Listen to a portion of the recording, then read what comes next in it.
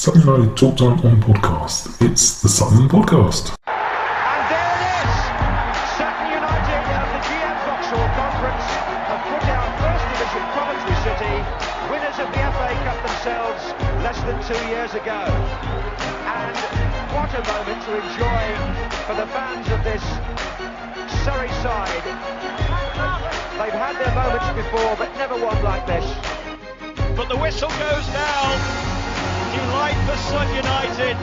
Sutton United, the National League, are through to the last 16 of the FA Cup. No longer English football's perennial non-league club. A 123-year crescendo reaches a new peak for Sutton United, who are promoted to the Football League for the first time. Hello and welcome to another edition of Sutton United Talk Time on podcast. It's the Sunday service. Please join in the chat if you want on social media, which is all at Sutton Podcast, or on YouTube, which is a really long link and I don't know what it is. So subscribe to YouTube so I can get that changed. I keep begging, but do it anyway. Joining me today, we've got Stephen. He's come on a little bit earlier for reasons I'll explain in a second. We'll be joined by Jared in a short while as well. But Stephen, hello, how are you? I'm very well, thank you. Good to be here. Thanks for having me on. Absolute pleasure. Yep, good. And you are more than welcome. You stand very near me on the curve, although we only really started talking because we met at some of the ladies' matches. So did you go? I know we've seen a couple, but were you going all season or? No. I think I was. I think.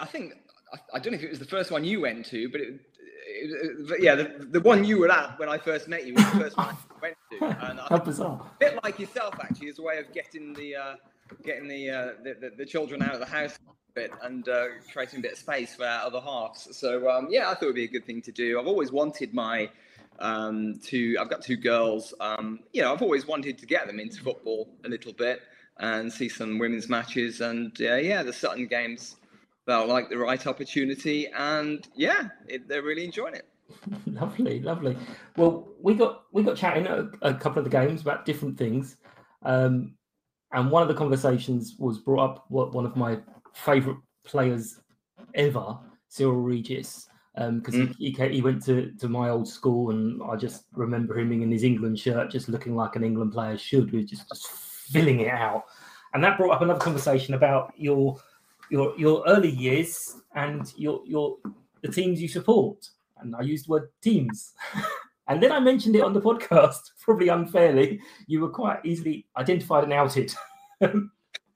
So time to defend yourself. Yeah, I'm a bit of a two-timer, tell the truth. You know what? I think this is quite normal for... I know Sutton aren't a non-league club, but lots of people who watch non-league football have other teams. So, originally I'm from the Midlands, from the West Midlands. So, grew up supporting West Brom, and they've been my team since when I was, I was brought up a baggy. And even back then, though, in those early years of supporting West Brom, when I was 13 or 14, I was two-timing then. I had a non-league bit on the side. Then I was a supporter of Stourbridge as well. That was my local team. So I went to watch Stourbridge in the non-league a lot. But West Brom have always been my team.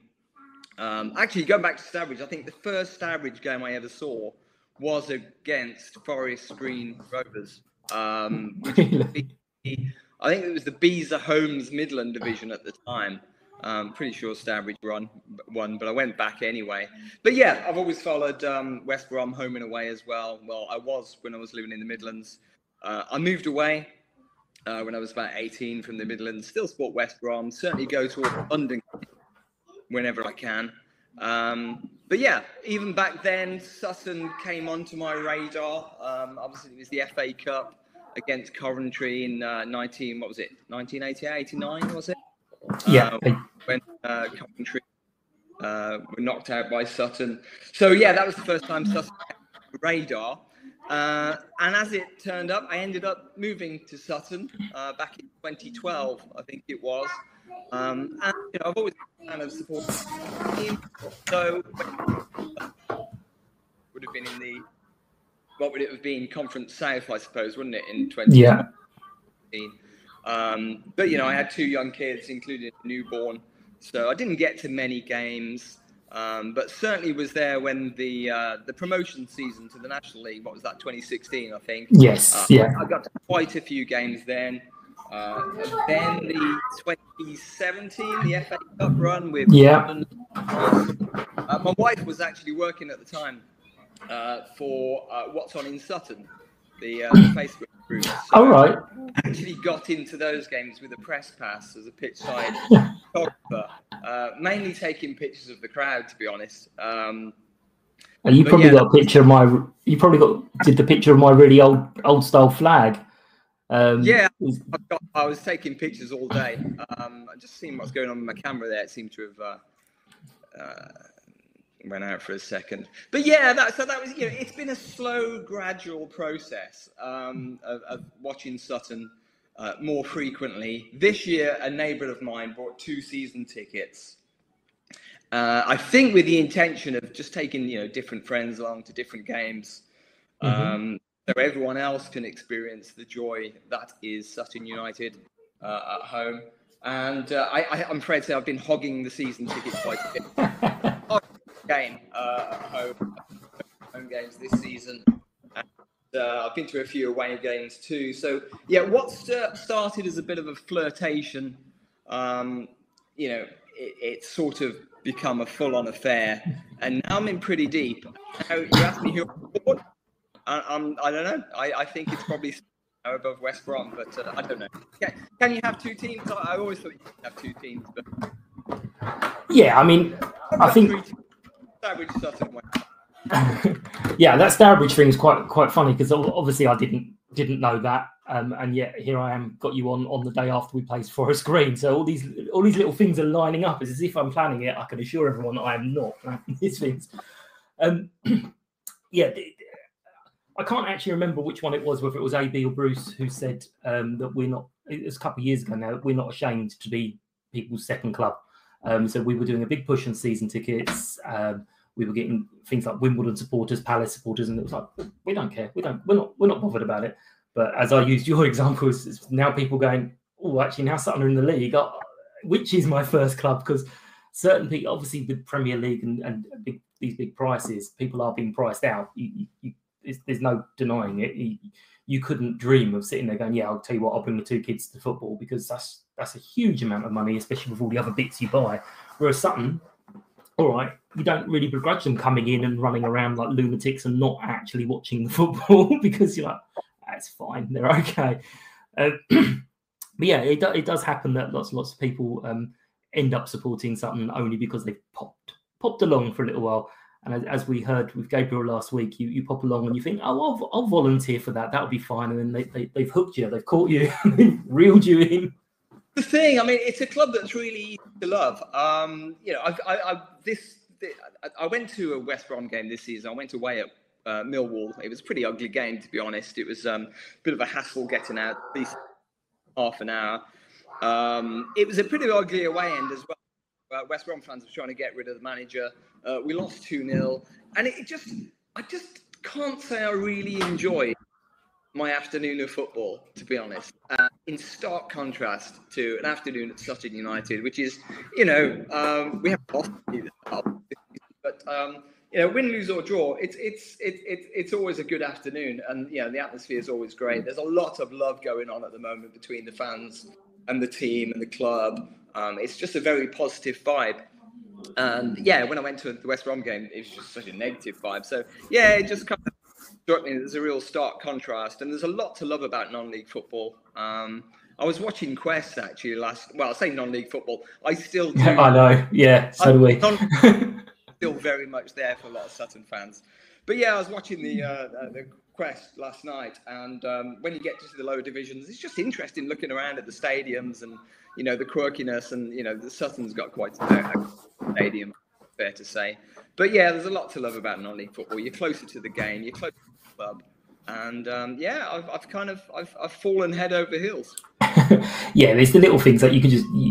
I'm not so sure about the COVID times now, but you're certainly able to sit in the bar for a little while afterwards, have a chat with the players. Manager comes in, really, really open, quite happy to have a chat. And it's that little connection. As I've said on various things, I love that little walk around at the end. I'm sure lots of clubs go over and just give their fans a little round of applause, but it just seems a little bit more from our lot. And there is that nice connection. You do say you've fallen in love with everything in the club. I do know there was a complaint, especially as obviously you saw the hats went really well yesterday. So well done, Gareth, on the hats. They were amazing. Should have put them as £15 though. But the hats were really good. But you did have one question or complaint or comment of some of the club merchandise that you mentioned to me. I have said merchandise here. It's just little of the paintwork's coming off the mug. And when I mentioned it on the curve, I mentioned that I was drinking tea in the shower, and everyone said, "Well, it's not designed for drinking tea in the shower." I thought everyone drank tea in the shower. I don't know, but I'm pretty sure no one drinks tea in the shower. Anyway, I think I'm not sure. Stand the shower anyway. Yeah, I'm not sure having tea in the shower was part of the testing process for for the quality controls, but we'll bring it up. I'm sure that I'll get some kind of short statement from Miller about what to do with the tea in the bar. Okay. And I'm worried you brought that to work now because you're in your office and you've got the shower mug at work. Yep. No, I brought it in. It's because the paintwork's coming off. It's been substituted. It's been relegated to my work mug now. To the work one. Lovely. More bus model, hopefully, for the shower at home. Yeah, so we were talking about ladies' matches a little while ago. Unfortunately, there isn't one today. I was kind of planning this early because I was convinced there was going to be another match. You weren't going to go to that one either because you're taking in a different sport again today, are you? Yeah, I've got the daughters with me, and we're going to watch London Lions in the basketball. They play the so we're going to give that a go this afternoon at the Olympic Park. Excellent. And you watch much basketball or? No, none at all. I think this will be my first football game. I just watched the Last Dance. Michael Jordan documentary on Netflix recently. Yeah. Mm-hmm. Got me interested in basketball. So I saw there was a London Lions team. So I thought, I'll just check them out today. Give that a go, yeah. Well, as I said, I thought from the fixtures we were supposed to play Dulwich, and I did have some serious concerns about taking Rosie to watch a team in pink play Sutton because I was like, I'm not going to be able to sell this, but unfortunately it's off. So I'm not sure the reasons behind it, but it's been enjoyable down there, though, hasn't it? We've certainly got value for money for you get gold money. You really do. What was it? Was it 8-1? A few weeks ago. Yeah, it was a 7-1, a 5-4, and I can't remember the other one. It was just kind of lose. Yeah, you do. I mean, on the first, I think the first one was 7-1, and I was sitting there with Rosie, and she's going, "Will we score 7?" I was like, "No, we won't score 7. Don't be silly." And then they just kept going in, and she kept saying, "So we're going to score 7." Okay, shush. It kind of set the bar really high for kind of entertainment value. So I did warn. I tried to manage expectations for the children for the next game, but actually it was a bit of a goal fest then as well. So that we went 4-1 down in that game, and did kind of wonder whether they would be able to come back and what it'd be like because the standard seems to be really varied of the teams they play.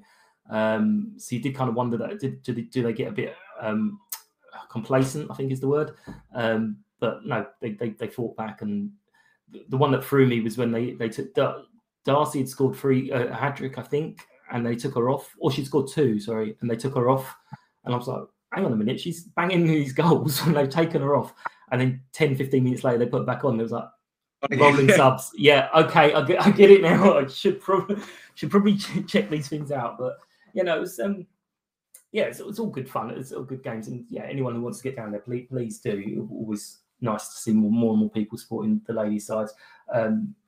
But we will move on. I know Jared is trying to join us, but we will move on to start chatting about the Forest Green match yesterday. So ahead of the match, what were your thoughts and expectations? Well, I predicted two. I was asked what I thought the score would be. I predicted 2-1 because I never see the point in predicting a defeat. I mean, that's a very kind of pessimistic way of looking at life. But deep down, I did think this was going to be. Before the match, I would have absolutely taken a draw. But I did think if Sutton were going to slip up, this was obviously one where they could, because just the form of Forest Green at the moment is they're just on fire. They're scoring goals for fun. So yeah, a little bit nervous going into the game. Expectations weren't super high, but I was hoping to get something out of it, and I think we did. Absolutely. I don't know why, but I always thought we were going to get something out of that game. I genuinely don't know why. Jared is with us now, so we're just going to say a quick hello to Jared, and we'll ask his thoughts quickly before the game. Hi, Jared. You all right? Oh, so yeah, Forest. To be honest, I had no real expectations. Look at Forest Green's form this season, and given our fact we've drawn our last 3 home games for yesterday, I was like, anything would be nice here. And something, so that was nice. Yeah, I was literally just saying that for some reason I looked at this fixture a few weeks ago, and I said this to Chalmers before the match, and I just thought we're going to get something out of this. I mean, in my mind, it was we were going to win against Salford, get the 50 points. Bristol Rovers, get the 50 points, and then move on with our lives, and then start reeling them back in. Obviously, that didn't work, but we did get the magic 50. So yay! Whoop, whoop. So lineup threw me a little bit. I think I got 7 out of 11 on the lineup with a few different changes. I didn't know that Robert had picked up a small injury. But what were you guys' thoughts on the lineup ahead of the game? It was good to see Alistair Smith back, wasn't it? That was that was a boost beforehand. But yeah, Jared. Yeah, definitely. It was nice to see Alistair Smith back in the squad. I knew Craig Eastman was injured, but I didn't realise that Tanto and Milson were.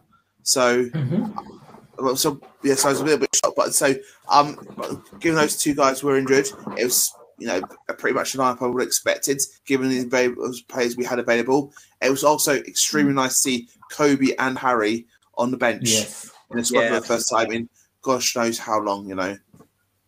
Yeah, two basically new signings. That will be when it starts coming into the next part of the season. But saying that, obviously we've got Harry on his way back. Hopefully it's going to be a short one. But how about Kenny again? Great game. And a great free kick. It was an absolute peach, wasn't it? It was absolute. I've watched it about 7-8 times this morning, I think, when I got up, and it just it just gets better over time. Lovely. But in terms of the whole performance, I just thought Sutton were just absolutely on it from the word go, and it was they looked really sharp. In real contrast, I thought, to the Salford game actually, where I don't know, they were huffed and puffed and looked a little bit sluggish, but yeah, I just thought it just felt like a rejuvenated team on Saturday, right from the off. And obviously, as you say, great kick from Kenny to take the lead. Yeah, I mean, you do get to wonder whether the season is now going to catch up, because, as you say, Salford, it was a bit of a huff and a puff game. And then 4 days later, they do this. But how much do we miss Alistair and Kenny when they're not in the team? I think obviously you see the contrast to Tuesday, where our midfield, not to disparage anyone in our team on Tuesday, but I think Alistair Smith has been like a revelation since he's signed for us this season, and you see that quality he brings into the centre midfield. And then you had Kelly, who's on his days, as over the last 5 years he's been at the club, he's been fantastic. Every time we've needed him, he's been amazing. And I think that's perhaps the biggest difference between Tuesday and yesterday was who's available to Matt selects, and I think that improved our performance, because there's little. I mean, with Alistair, there's sometimes just the little touches that he has that just makes things easy to play through the middle sometimes. Whereas Tuesday we're knocking balls forward, as I want. But, but at least yesterday we had the opportunity to mix things up a little bit, and you had two midfielders who were experts in playing the ball through the middle without any fuss, and also how Will Randall was, again, who didn't start on Tuesday, but started yesterday. No. What fantastic cover he was for the defence. A couple of times in the first half, I was standing behind the goal, behind the Green Lane ends. You just saw a couple of times how Will Randall's wonderful ball in defensive situations that led immediately to attack. So playing through the middle or running with the ball. That's something we had on Tuesday because again Will wasn't playing, but it's something so we were able to mix up. But that's why on another day our team on Tuesday got a win. It's just that particular game. Matt has at the moment that when we have everyone available, he can mix things up. He can bring in players we need for particular games, and we get something out of it and get better performances sometime. Yeah, I'm surprised. Well, not surprised, but Ben, again, another game. I feel really, really sorry for Ben because there was one game I think against Swindon where I was like, "Oh, he's getting run ragged here." But I think a lot of our players were getting run ragged for the first half hour or so. But I feel a bit sorry for him because pretty much apart from that one game, every other game he's come on, he's been absolutely solid. But unfortunately, he's got Rob in front of him who brings just that little bit more with the set pieces. Although, to be fair, Kenny brought something with the set pieces yesterday. So yeah, but I thought again Ben had another great game. But yeah, I said it yesterday. I remember Dean making I think one or two saves. There was one in particular I remember him making. And I was like, so they didn't offer a huge amount. Their goal, I didn't quite see it because it was at the far end and I'm blind, but their goal looked like a good goal. Apparently, one of their penalty shouts was quite a good one, but I think it was the second of the two, and the first one was so obvious that I think the referee was probably swayed not to give it because of the second, because of the first. But they didn't offer a huge amount. You was expecting them to just absolutely run us ragged. But that's got to be a testament to the players. It wasn't that much going forward, to be honest. Not as much as I was expecting. They didn't pose the threat I was expecting. You mentioned the penalty, the second penalty shout. I didn't see it on the day, but watching back the replay today, it was Ben Goodliff. He grabbed his thigh and pulled him down. It was for me. It was an absolute penalty. So we got away with that one. These even themselves out. But I also I don't know. For me, the ball may well have crossed the line in the second half. Joe Kizzy was it who? It looked like it was cleared off the line, but for me, where I was standing on the curve, it looked like it may have, the whole ball may have crossed the line. So these things even themselves out. Yeah, no, I filmed that and I put that up as well. And first thing, I thought he'd done it. On the video, I thought he'd done it. And so I watched the video and I took a little screenshot. And then on the screenshot that I didn't sit and study, it was just literally just a quick screenshot. On the screenshot, it's like, oh, actually, that ball might have crossed the line, but there's no way. It would be wonderful if we had all the goal time, the technology, but there's no way anyone could have seen that. And the referee's got to give the benefit of doubt to the defensive team, and the guy was the defender was literally on the line. His standing foot was on the line. You've got to give the benefit of doubt. If you're not sure, then you can't. The referee's not sure. He can't give it, can he? Again, it's the same with the penalty shouts. If the officials aren't sure, they can't give it. It's just one of those. What to appreciate, and sometimes as much as we could study things and overanalyze things afterwards with videos, what have you.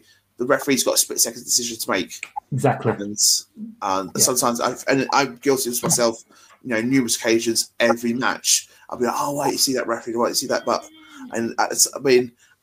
with the because I wasn't too sure. So again, I was behind the goal, so how it was it had the best angle because I was to the goals to the right of me, so I was to the left of the goal, so they had the best angle anyway. I wasn't too sure at the time, but then the picture afterwards on the video you put up on Twitter, and I was like, yeah, it looks it. At the same time, it's like, I had to analyse it. I spent like a couple of minutes looking at it to decide across the line. The referee doesn't have that, does he?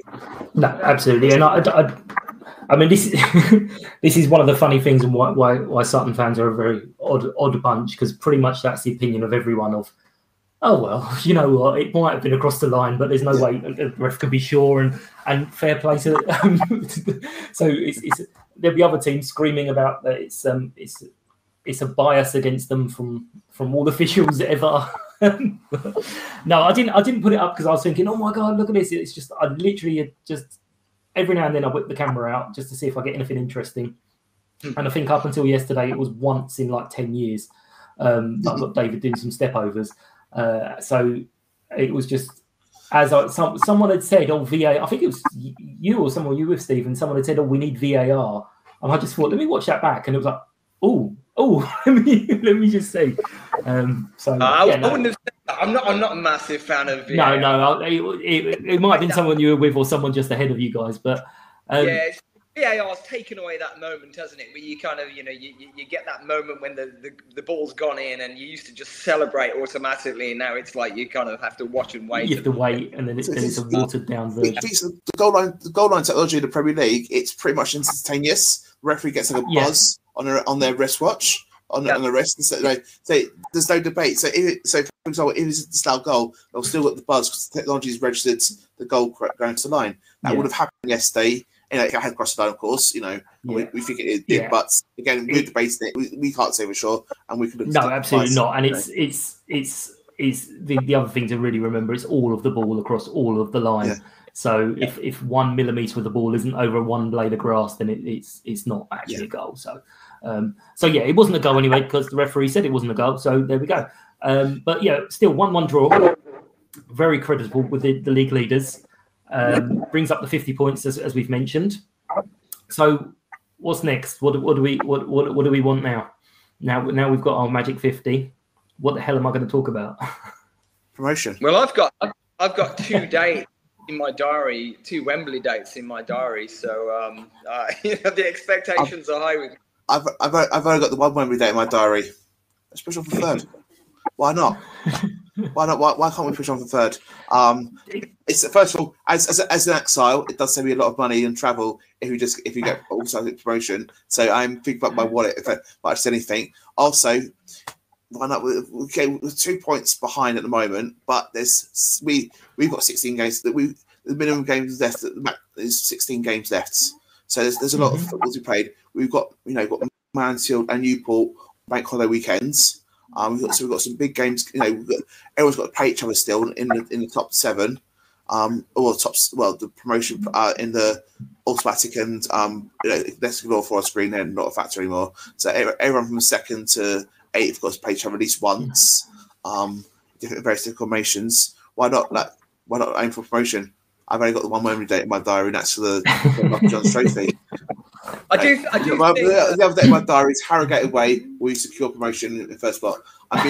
For once, I've been incredibly optimistic. I'd be happy. I'm still happy with avoiding relegation. Let's face it. Well, that's the thing. For a lot of Sutton fans, the objective would be to stay in the division this year. But I think at this stage of the season, the way Sutton are playing, the way that it's all panning out, I think most Sutton fans would be actually disappointed not to finish in the playoff places, but absolutely, I think automatic's achievable now. But not to finish in the playoff places now, I think would be, to be honest, a little bit disappointing. Yeah, I've kind of said, I've said from the start, and similar to Jared, why the hell are we being optimistic with Sutton fans? But from the start, it was like we're going to be fine this season. But by fine, I meant middle to the lower end of the table. And realistically, if that happened now, you'd still kind of have to look back the whole season going, no, that's still solid. But if it happened now, you'd be gutted because that would mean it's a terrible second half of the season. But I don't think it's gonna. As we said, we looked a bit leggy on Tuesday, thinking, okay, this is going to be the start of downward maybe, and then just completely refreshed yesterday. So whatever they're doing is just absolutely amazing. And yeah, I would hope for playoff spots. But it's a weird thing for us to be seeing 3rd as a promotion spot. Because we used to like champions, and that's it. But yeah, finishing in third suddenly is a big achievement because we can go. I did see one person suggesting, yes, we would massively struggle at League One, but actually it would guarantee us at least 3 years of league football if we went up, even if we got relegated the following 2 seasons. But yeah, I don't know much about League Two. I don't know anything about League One. I can't believe even that's been discussed.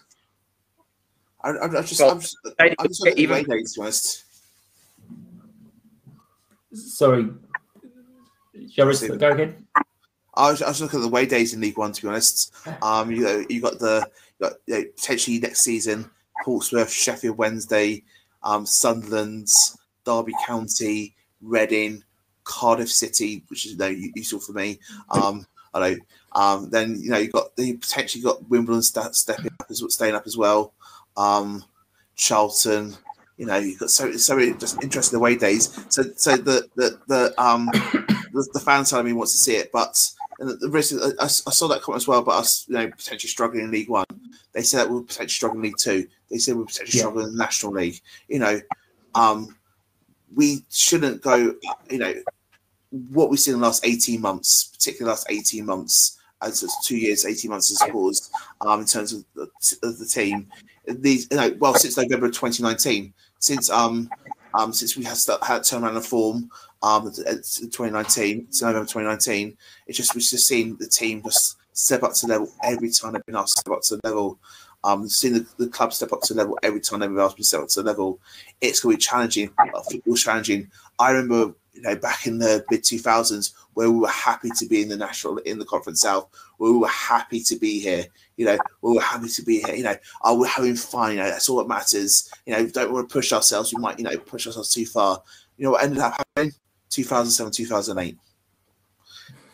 24 points in football in a season, 5 league wins in a season. But for me, so I had this thing where the attitude of happy to be here leads to disaster. You've got to push yourself as a football club, and that's what we've been doing since 2008. That's what we're doing as a club. Gradually, not like 2 massive steps. We take each challenge that comes along, and we're thriving. So keep going. Why not push? Why not push? The sky's the limit. Stephen? I think yesterday, just leaving the game yesterday, we were playing the league leaders, and truth be told, I was a little bit disappointed, even with a point. So I don't think we should settle for anything less than whatever it is achievable. No, I don't know what's going to be achievable. I know I've got a bit of a headache when if Sutton get out to the Championship and West Brom is still there, then I've got to make, haven't I? But I'm looking forward to making that decision. Yeah, I mean, I was shaking my head at one of the names there because I'm fairly convinced if we're going to go up, it's going to be fated that Wimbledon come down and we miss them again, the same as we did those few years ago. We've only had one season in the same league as either Wimbledon FC or AFC Wimbledon since World War II, at least, if not before. 1963, 1964 season. But since then, we've either like Wimbledon FC, obviously Southern League, then then Football League, whatever. We're the Eastern League, and then we met, we passed the ships in the night in 2008, and AFC Wimbledon. But I would love to see get on the train yesterday at Sutton to go to West Sutton, so it was 2 days to walk. It was just see how many AFC Wimbledon fans on the train that are going past West. It was just nice to to get one to play in the same league, just for that local bragging rights. I miss proper local derbies, not Bromley, actual proper local derbies, Go on, you can say it. We all know you're desperate to talk about. Too Richard. Yeah. I was gonna try and find how many days it was since we lost to Carshalton in the competitive match just for today, but then my life took over. I couldn't work it out. So December 27, 1998. There you go. I love you so much. I knew you. Do you rock on that day and just go? I said to him December 27th, 2003. To be honest, well, on December 27th, 1998. Yeah. I did one of these live videos I did with that T-shirt on, the 6-0 T-shirt. and it didn't end up going out because the Colchester match ended up being called off. So I was like, I've squeezed into this T-shirt from 20 years ago or whatever, for no reason. Anyway, we'll move on. Right, so quickly moving on to Tuesday night. What do we feel is... Oh, no, not. Hang on. I think you've both kind of said some names. I want to know about your nominations for the pod. So player of the day. Who do you think is worth nominating? You have said some names. I've scribbled them down, which is why I nearly missed it. But who are your nominations for the player of the day? We'll go with you first, Stephen. Well, actually, there's quite a lot of potential players of the day there. I thought Will Randall had a great game. Alistair Smith. There was a lovely little passage of play that Alistair Smith started down in front of the curve where we had 3 shots on goal in 30 seconds. There's so many good performances yesterday. But I think for the free kick, for the peach of a free kick, I'd go with Kenny Davis, I think. Okay, lovely. Jared? Will Randall. And then possibly Ben White as well. But definitely Will Randall. I thought he was the great link between defence and attack for the hazy minutes he was on. I think, and this is again it's not a criticism of the substitution or who came on. I think our level of attacking intensity did drop when Will came off. Although we did have those row pages afterwards, yeah. But well, I definitely felt he had his best game for us since his injury gets stopped all season. Well, the 4 names I put down to put on the poll was Alistair, Kenny, Ben, and Will. And between the two of you, you've covered them all as well. So they're definitely 4 names I put forward onto the poll, and then people can make their choice. And I'll announce that tomorrow. No, I can't remember now when it works out, but it's about a day anyway, whatever. But yes, Bristol Rovers. So what are our thoughts ahead of Tuesday? Don't worry, stupid penalty. FA Cup game, home league game, stupid penalties cost us both times, and they're both penalties. They're both clear penalties, but they were stupid penalties to give away in both games. Don't give away a stupid penalty. We might get a win here. Yeah. Okay. Fair enough. I'm sure Matt might cover that. Stephen, what do you think? Well, we've played them quite recently, haven't we? So when you play 2 teams in close proximity, there can be quite tight games. Teams know each other quite well. So I don't know. I think Sutton might sneak it. I've got a feeling that I think they'll get an away day win there for Sutton, 2-1. Yeah, I think the 50 points is going to be a big thing for us now. It's either going to be, okay, we've done it and that's it. However, I suspect the characters in the changing room are not going to be, well, we've done it now, that's it. It's going to be go the other way and go, oh, well, that's it now. We can relax and play completely differently. There's been talk last few weeks about the home pitch struggling a little bit. So maybe we need a few away games just to get the ball down a little bit more. But you'll be pleased to know I'm not doing the predictions. I don't know if you picked it up last time, but I saved all the predictions, did this lovely spreadsheet, and I couldn't work out a way that I was winning, so I'm now not doing them. So that's the best kind of attitude to have. If I can't exactly, win, yeah. If I can't win, I'm taking my ball home and I'm not playing anymore. There was one other little just thing I wanted to raise, and I'm sorry to put you guys on the spot a little bit, but there's been a few things come up from home games, last couple, and it's about the banter / abuse. So I there's 2 specific things I just wanted to go through. So there does seem to be lots of new supporters, which we know. We've gone from 800, 1,000 people to 3,000 people, very quick succession. Now, I thought, and I did read an article in the Athletic, which was about trouble at football matches, which we're far from. But it's saying that there's lots of incidents at football matches. It's something like up 40% or something over the whole thing, the country. Sorry. And one of the reasons it put it down to, and I hadn't quite worded it, but this is where I was thinking is there are a lot of new people coming to football, and a lot of the older people aren't there anymore for various reasons to kind of teach.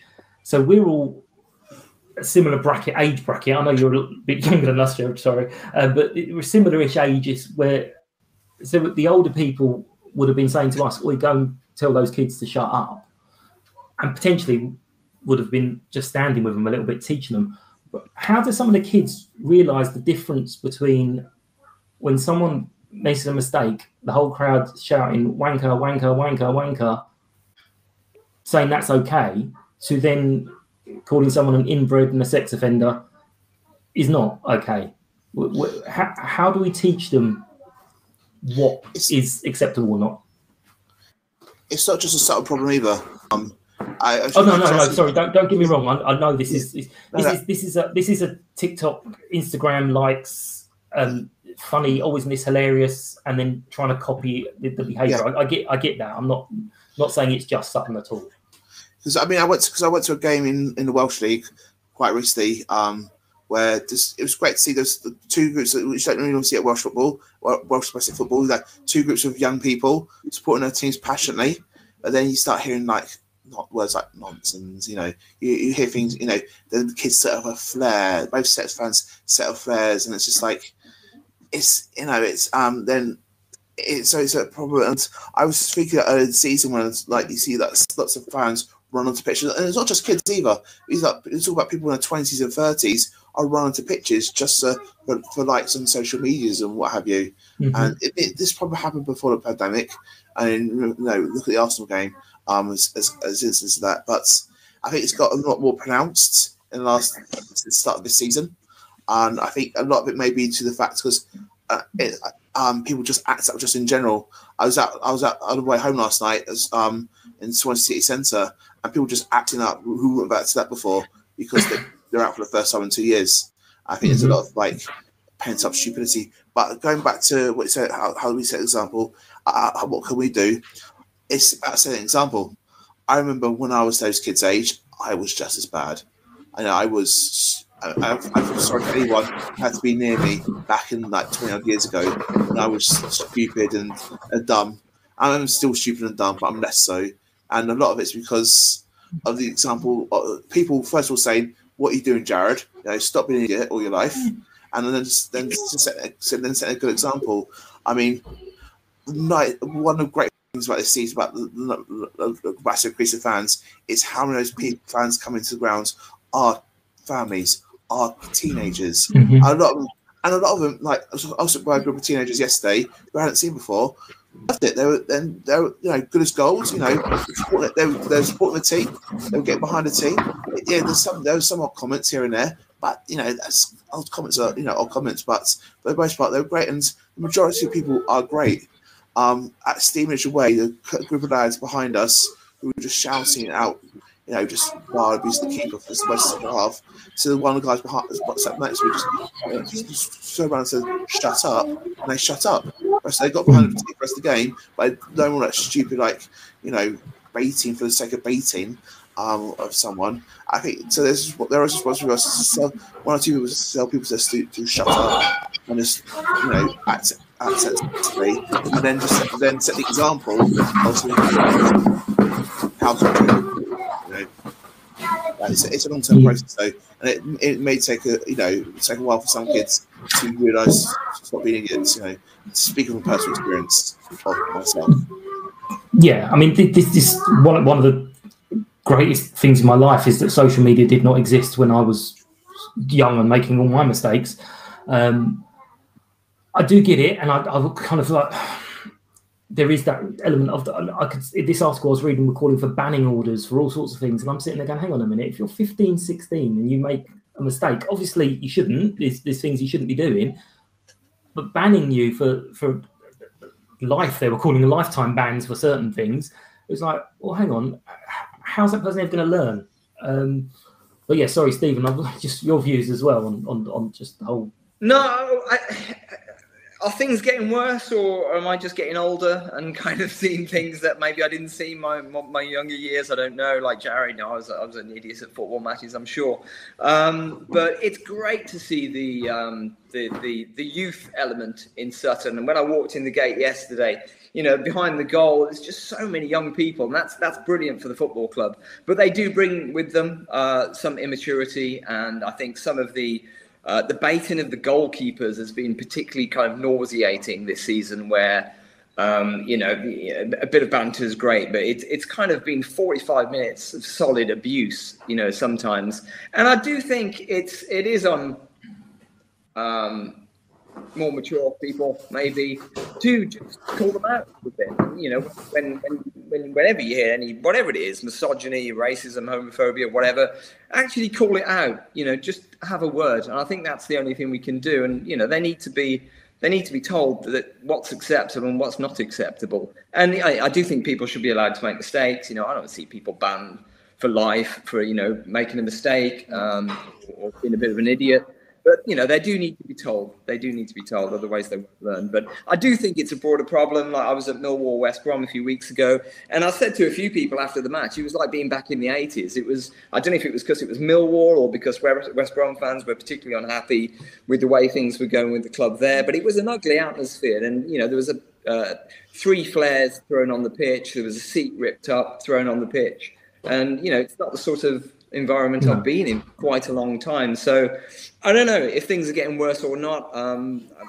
Let's not have a moral panic about it. But if there is anything going on, then it needs to be kept in check, and we need to get on top of it, because we don't want to go back to those dark days of the 70s and 80s, because football's a much nicer thing to take your families to now. Absolutely. We want to keep it that way. Yeah, I think it's also key to notice it's not just kids, it's not just teenagers. I mean, I'm sure one of the more prominent female supporters on social media and on the club's that was the other incident I was going to mention. I was reading that, and regardless of my personal affection and affiliation to this person, I was horrified. First of all, someone attending a football match can feel that way in 2022. That someone feels that way at Sutton United Football Club. We're a good club. We've always prided ourselves on being a tolerant, open-minded group of people watching this football club. And yes, there are some instances in the past. I remember one poor Stainstown goalkeeper getting horrible abuse for wearing a pink kit like a few years back. And so there has happened in the past where I felt bad, felt ashamed and stuff. But generally, we're good people. But the person that struck me most was the fact that she mentions it wasn't a kid; it was an adult. Probably our age. Doing it and doing the worst of it.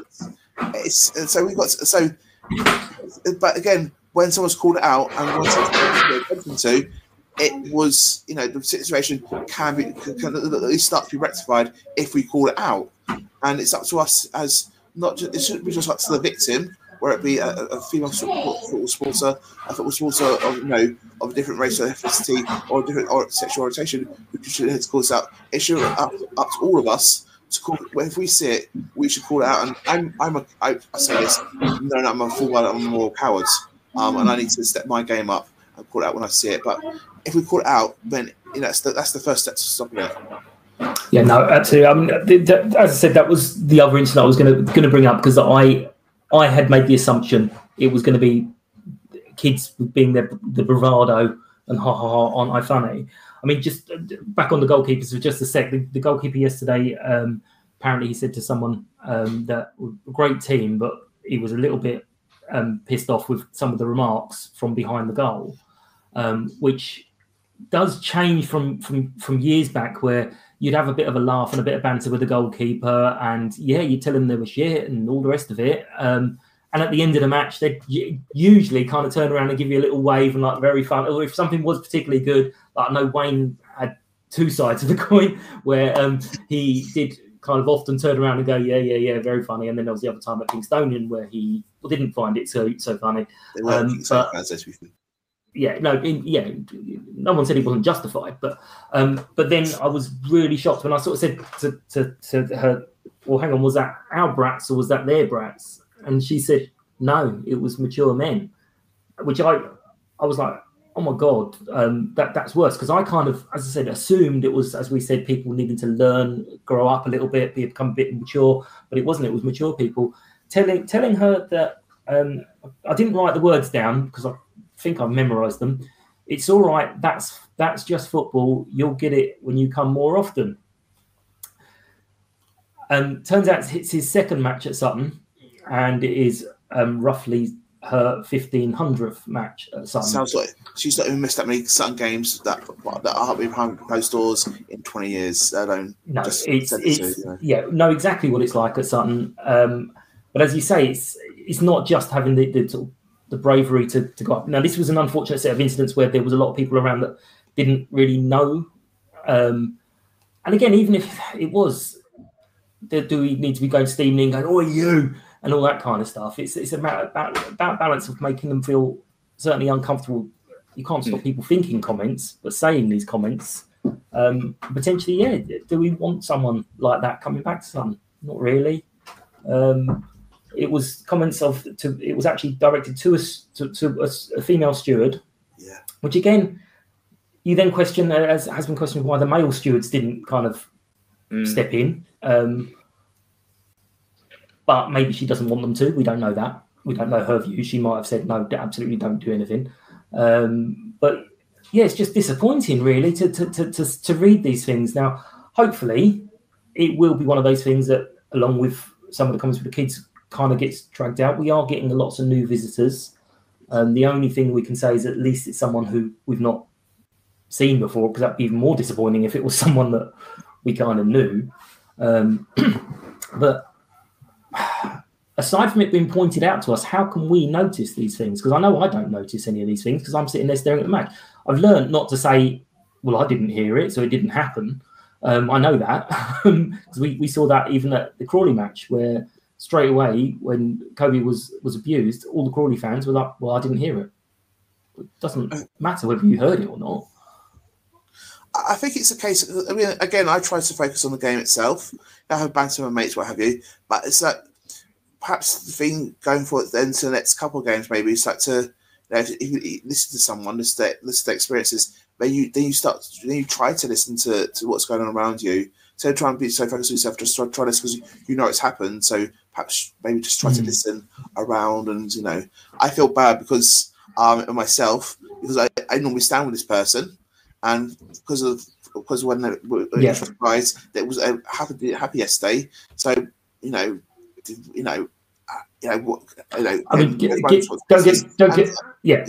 it would have happened whether you were standing there or not. Yeah, no, so, I'm not saying that at all. It's just like so take that yesterday. There's been instances in the past where, and someone says to me afterwards, "Oh, that's bad, that's horrible." Well, then I've not done anything about it going forward. I've then become so wrapped up in myself, I don't really think about it afterwards either. So perhaps next time, so the lesson perhaps I as an individual can learn is that to listen out for it next time, and then to follow example those who do say do stand up to follow their example as well, maybe. Yeah. Stephen, what do you think? Yeah, I mean, if you don't hear it, you can't really call it out, can you? I mean, I can honestly say I can't remember the last time I heard any racism, for example, at a football match, misogyny. I don't think it's a terrible problem at the moment, but clearly there are isolated problems, and it is beholden on those who witness it, those who see it, to speak out and call it out and, do something about it, because you can't you can't rely on, you can't leave it to whoever's the victim of the abuse to do it themselves. We have to stand together, and if you do hear it, if you do see it, call it out. Yeah, I think also, as we're saying, it's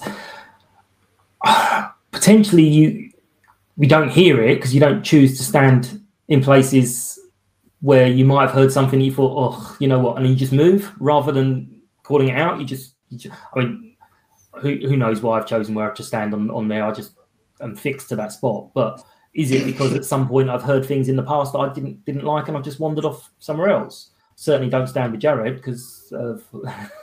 I wouldn't say. I wouldn't say that with me. But yeah, no, it's jokes. just don't turn a blind eye. I think that's the, you know, that's, I mean, talking about it now is a good thing. You know, anyone who hears it will know that, you know, the rest of us don't find it acceptable.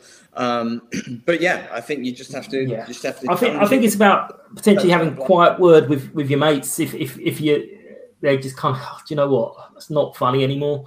It might have been funny when all these comedians and stuff were doing it on TV in the 80s and 70s, but it's not so funny anymore now.